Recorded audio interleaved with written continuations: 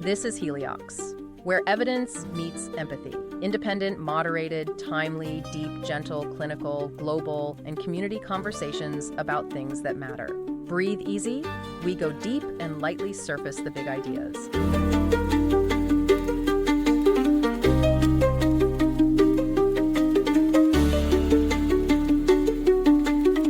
Have you ever felt like the world of work is just, spinning? Yeah. Every headline seems to scream about AI, economic shifts, new skill demands. It can honestly feel pretty overwhelming, right? Oh, absolutely. It's a feeling a lot of people share. There's so much information flying around. It's hard to know what actually matters for, your career, your future. Exactly. And that's sort of where we come in. Welcome to the Deep Dive, where we try to cut through that noise. Yeah. Today, we're diving deep into the World Economic Forum's Future of Jobs Report 2025. And this isn't just any report. No, it's huge. It pulls together views from over 1,000 global employers. Right, representing over 14 million workers, 22 industries, 55 economies, Yeah. all looking ahead to 2030. And it's crucial because these are the organizations actually doing the hiring, shaping things. Plus, there's extra data from partners like ADP, Coursera, Indeed, LinkedIn. It builds a really rich picture. Yeah, it does. So our mission for you, the listener, is basically to pull out the most critical bits, the real aha moments, maybe some surprising facts from all this research. Think of it as a shortcut to getting up to speed. Exactly. Giving you clarity without feeling totally buried in data.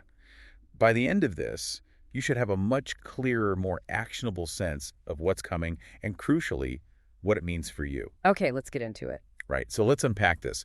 The report points to 5 major macro trends that are really reshaping the global labor market between now and 2030. These aren't small adjustments. No, these are fundamental shifts. And what's really interesting is how they connect, how they influence each other. It's like a web. Totally. Understanding each strand helps see the whole pattern. So the first one, maybe the most obvious, is technological change. Right, but it's deeper than just AI buzzing everywhere. Yeah. The report actually says the most transformative trend overall, 60% of employers say this is simply broadening digital access. That's the bedrock, isn't it? It enables everything else. It seems so. And then, within that tech bucket, that's where AI and information processing come in strong. Extremely strong. 86% of employers expect those specific technologies to transform their business. Wow, 86%. Yeah. And a big part of that surge is generative AI, Gen AI. Investment in that area has skyrocketed, almost an 8-fold increase since late 2022. And that's the stuff making headlines because it feels more usable, like you can talk to it. Exactly. It lowers the barrier. The report suggests it can really enhance human skills. It's not just about replacing tasks, but augmenting performance. So like giving an accounting clerk instant access to complex tax codes or a nurse checking rare symptoms? Precisely. Providing that expert knowledge right when it's needed. Augmenting their skills. But the adoption isn't even, right? Not at all. Very uneven. IT is way ahead naturally. Construction, for example, is lagging. And there's a big digital divide. Advanced economies are adopting rapidly, while low-income economies are often on the sidelines. That's a major equity issue. And it's not just AI. There's also robotics and autonomous systems. Right. Nearly 60% of businesses see transformation coming from that area, too. Robot density, the number of robots per 10,000 workers, has doubled in 7 years globally. That's fast. It is, though, again, very concentrated in certain regions and industries. Okay, so tech is huge. Yeah. What's the second macro trend? Economic uncertainty. And this isn't just about inflation, though that's part of it. Okay. The rising cost of living actually ranks as the second most transformative trend overall. Half of all employers expect it to reshape their business by 2030. Even if inflation cools down a bit. Even then, yes. And alongside that, a general economic slowdown worries over 40% of businesses. And how does it translate to jobs? Well, inflation has a kind of mixed outlook for net job creation, but slower growth. That's expected to displace about 1.6 million jobs globally. Ooh. But interestingly, that pressure also drives demand for skills like creative thinking, resilience, adapting to that constant change. Right, the human skills become even more valuable in uncertain times. Okay, trend number 3. The green transition. This is all about environmental pressures and opportunities. Climate change mitigation is the third most transformative trend cited. 47% of employers see it transforming their business. And adaptation isn't far behind. Exactly. And this is creating real demand for specific jobs. Like? Renewable energy engineers, environmental engineers, specialists in electric and autonomous vehicles. those roles are growing fast. And you see it in the skills data too, right? Environmental stewardship. It's in the top 10 fastest growing skills for the first time. That's a big signal. It shows a fundamental shift in how industries need to operate. Definitely. Okay, number 4. Demographic shifts. This is a really interesting one because it plays out differently depending on where you are in the world. How so? In higher income economies, you've generally got aging populations and shrinking working age groups. Right. That impacts about 40% of employers there. Okay. But in many lower income economies, it's the opposite. Expanding working age populations, younger populations, affecting about a quarter of employers. So completely different pressures on the labor market. Exactly. Aging populations drive demand for healthcare jobs. Think nursing professionals, personal care aides. Makes sense. While those growing younger populations boost demand for education roles like university or secondary school teachers. Fascinating how those global population dynamics trickle down to specific job demands. Okay. The 5th and final macro trend. Geoeconomic fragmentation. Bit of a mouthful, but think of it as global tensions. Trade wars, political instability, that kind of thing. Precisely. Geopolitical tensions are expected to force business model changes in over a third of organizations. Things like trade restrictions, subsidies, industrial policies, they all play a role. And the impact on the workforce. Increased demand for security roles, definitely. Security management specialists, cybersecurity skills are way up. And it also makes companies more likely to reshore operations, bring production back closer to home because of those global uncertainties. Plus, it boosts demand for skills like resilience, flexibility, leadership, coping with that fractured landscape. Right. Okay, so those are the 5 big forces: tech, economy, green transition, demographics, and global fragmentation. Phew. So what does this all mean for actual jobs between now and 2030? Well, the report talks about structural labor market churn. About 22% of today's jobs are expected to change significantly by 2030, either growing or shrinking fundamentally. 22% churn sounds disruptive. It is disruptive, but it's not all negative. The forecast is for 170 million new jobs to be created, offset by the displacement of 92 million current jobs. So the net result is actually growth about 7% or 78 million more jobs globally. So net positive, but a lot of change underneath. What kinds of jobs are growing fastest in percentage terms? Unsurprisingly, many are tech-driven. Big data specialists, AI and machine learning folks, software developers. Usual suspects. Right. Then you have the green transition roles we mentioned, EV specialists, renewable energy engineers. And reflecting those global tensions, security roles like information security analysts are booming too. But percentages can be a bit misleading sometimes. What about sheer volume? The jobs adding the most absolute numbers of people. That's a really important distinction. And here, the picture broadens quite a bit. Yeah. The largest growth in absolute terms, expected to be farm workers. Farm workers. Really? Yes, potentially 35 million new jobs globally by 2030, driven by a mix of the green transition, improving digital access in rural areas, and maybe even cost of living pressures pushing some towards agriculture. Wow. Okay. That's not what I would have guessed first. What else is big in absolute numbers? Delivery drivers, construction workers, salespersons, food processing workers. These foundational roles are still expected to see massive growth, influenced by tech, demographics, economic trends. So it's not just high-tech coding jobs driving growth. Not at all. And then you have the care economy, nursing professionals, personal care aides, huge growth there due to aging populations, and education, driven by those expanding younger populations in certain regions. So a real mix, from tech specialists to farm workers to nurses.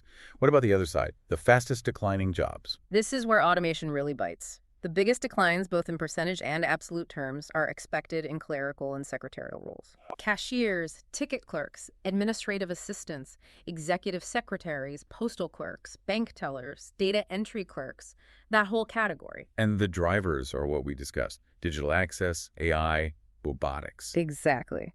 Those technologies are directly automating many tasks in these roles. Is there anything surprising in the declining list? Maybe a couple.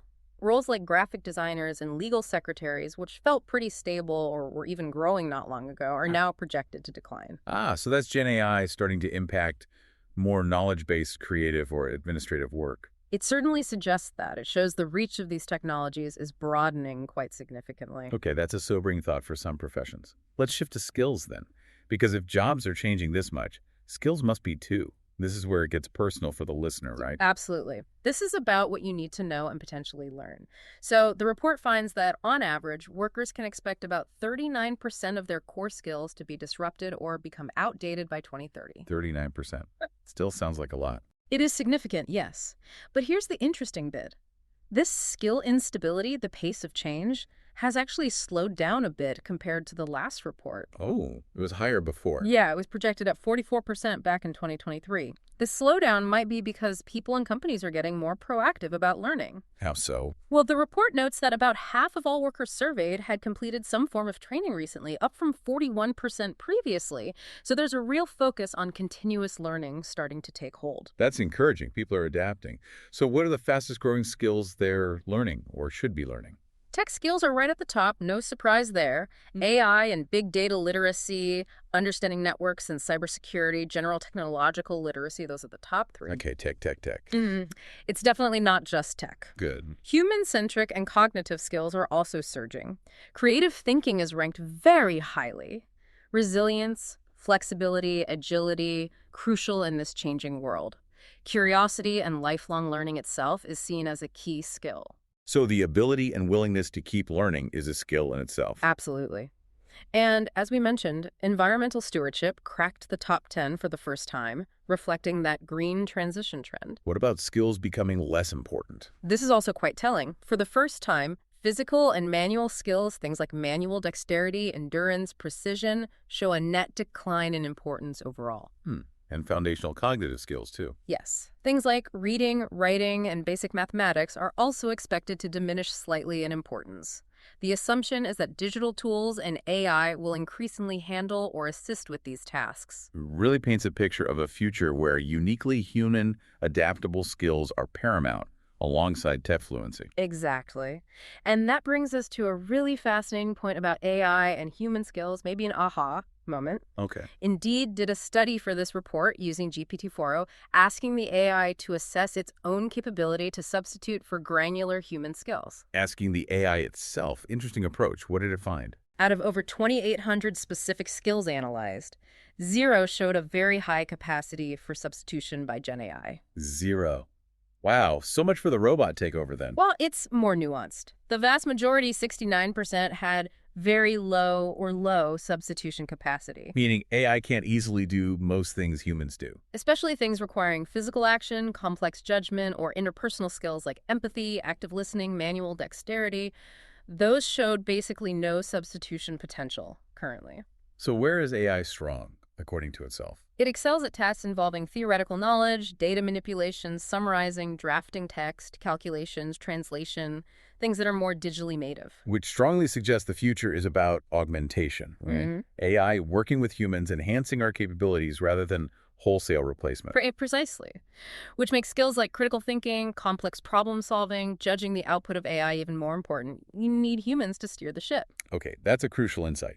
But despite this, skill gaps are still a massive problem. It's huge. 63% of employers called skill gaps the single biggest barrier preventing them from transforming their businesses. 63%. So there's a mismatch between the skills needed for these new ways of working and the skills people currently have. A significant mismatch. The scale of training needed is immense. The report estimates that if the world's workforce was just 100 people, 59 of them would need some form of training by 2030. More than half the workforce needs retraining or upskilling. Essentially, yes. The good news is employers seem to recognize this. 85% say they plan to prioritize upskilling their current workforce. That's a strong commitment. So if you're listening and your employer isn't talking about upskilling, maybe it's time to start that conversation. Definitely a conversation worth having. And employers expect to fund most of this themselves, anticipating payoffs in productivity, competitiveness, and importantly, talent retention. Right. Investing in your people makes them more likely to stay. Okay, so we've covered the big trends, the jobs, the skills. What are employers actually doing strategically? What are their plans to navigate all this? They have several top workforce strategies. As we just mentioned, upskilling the existing workforce is number one, 85% are focused on that. Okay, internal focus first. What else? Accelerating automation is still high on the list for 73%. But interestingly, that figure is actually down from 80% in the previous report.